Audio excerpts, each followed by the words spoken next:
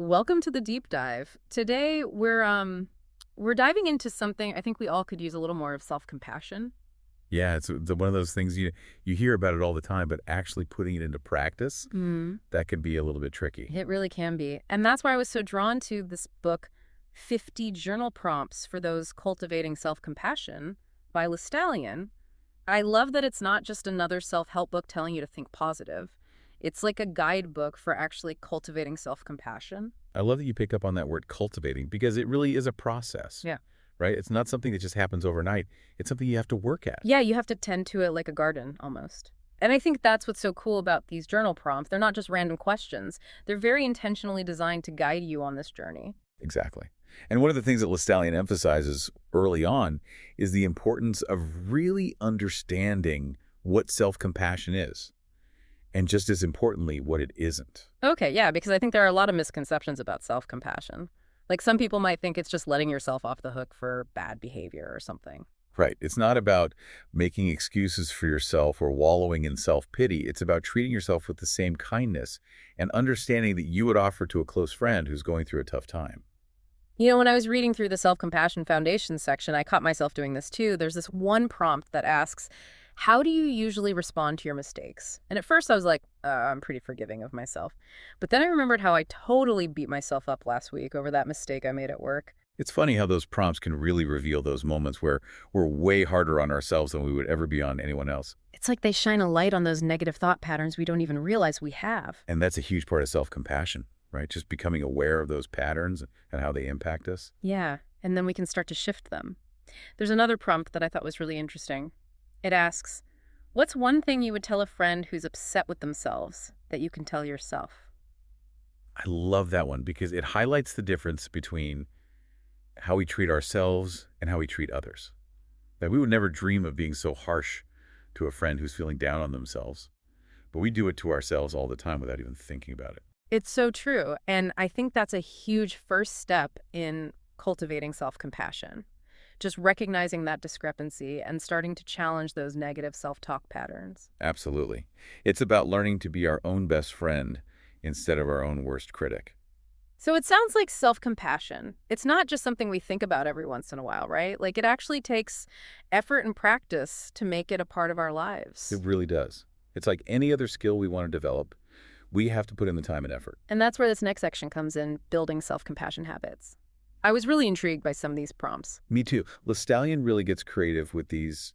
And I think that's important because it helps us to think about self-compassion in new and different ways. Okay, so give me an example.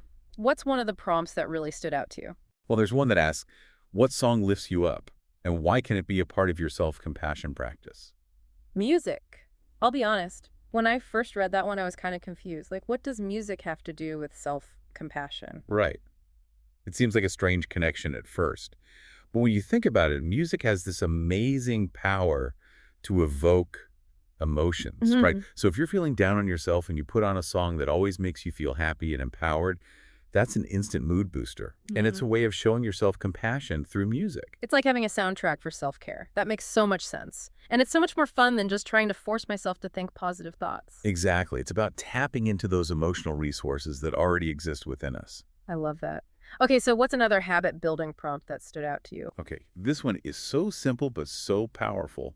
What small victory can you celebrate today?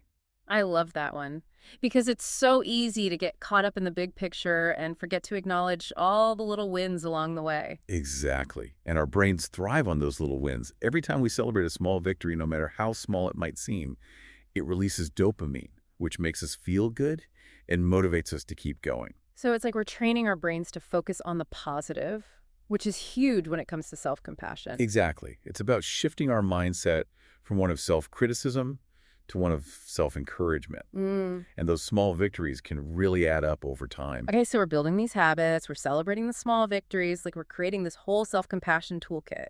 But what about when things get really tough? Like when we're dealing with those really big, overwhelming emotions? That's such a good point, because that's often when self-compassion is hardest, right? When we feel like we need it the most. Yeah, exactly. Like when I'm feeling super anxious or angry, the last thing I want to do is be kind to myself. It feels almost impossible. It's counterintuitive, isn't it? Our instinct is often to beat ourselves up even more when we're struggling. But that's where LeStallion challenges us to think differently. Okay, so how do we do that? Like, what are some concrete things we can do to be more compassionate with ourselves in those really tough moments? Well, there's a prompt in this section that asks, what's an emotional wound you can start to heal with self-compassion? And I think that's a really powerful place to start. That's interesting because it suggests that sometimes those intense emotions we're feeling might be connected to past hurts or Right, experiences. yeah. Exactly. It's like we're carrying around these old wounds that haven't fully healed. And when we're stressed or triggered, those wounds can resurface. And then we end up judging ourselves for feeling those things instead of recognizing them as a part of our story. Exactly. So self-compassion in those moments is about acknowledging those wounds with kindness and understanding instead of judgment. Okay, I'm starting to see how this connects to relationships too. Yeah. Because if we're constantly beating ourselves up, it's going to be hard to show up for others in a healthy way. It's almost impossible, right? Right. And that's what LeStallion explores in the next section, connecting with others through self-compassion. Which makes sense because we're coming from a place of self-criticism and negativity. That's probably what we're going to project onto others too. Exactly. But when we learn to be more compassionate with ourselves, it creates this ripple effect. It allows us to be more patient, more forgiving, more understanding in our relationships with others. It's like self-compassion is the foundation for all of our relationships. I love that analogy Yeah. because it's so true. We can't give to others what we don't have for ourselves. This has been such an amazing deep dive. I feel like I have a whole new understanding of self-compassion and how important it is, not just for our own well-being, but for the well-being of our relationships too. Me too. Yeah. It's such a powerful practice, and it's something we can all benefit from. And I love how LeStallion emphasizes that it's a journey, not a destination. It's not about being perfectly self-compassionate all the time. It's about showing up for ourselves with kindness and curiosity, even when it's hard. Absolutely. And those small acts of self-compassion can make a world of difference over time. They really can. Yeah. So for anyone listening who's ready to start cultivating more self-compassion in their own lives, we highly recommend checking out LeStallion's 50 journal prompts for those cultivating self-compassion. It's a fantastic resource and a great place to start exploring this really important topic. And for those who want to take their journaling to the next level, LeStallion also offers these beautiful leather-bound journals.